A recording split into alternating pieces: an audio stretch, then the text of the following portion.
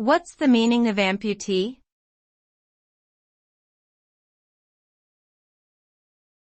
Amputee.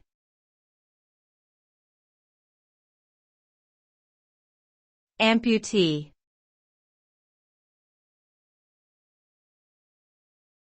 Amputee.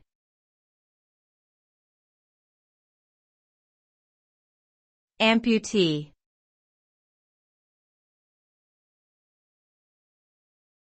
Amputee.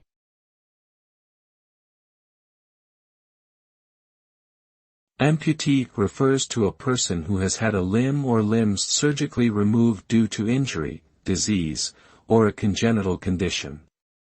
As a result, the amputee may experience difficulties in performing daily activities that require physical exertion and mobility. They may also undergo psychological and emotional effects such as depression, anxiety, and adjustment difficulties, especially during the early stages of recovery.